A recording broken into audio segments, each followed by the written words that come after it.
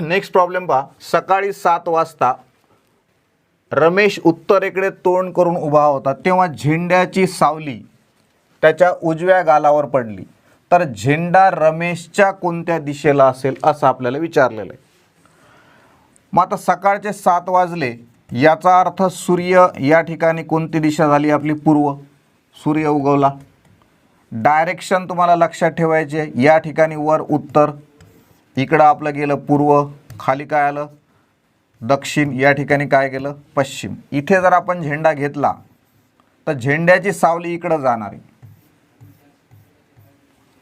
मग आता झेंड्याची सावली तुमच्या उजव्या गालावर यायला पाहिजे.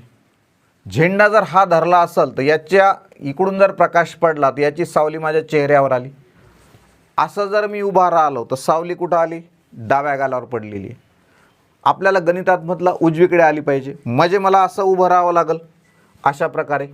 मग असं जर उभं राहिलं असेल तर सावली काय म्हटलं? उजव्या गालावर पडली.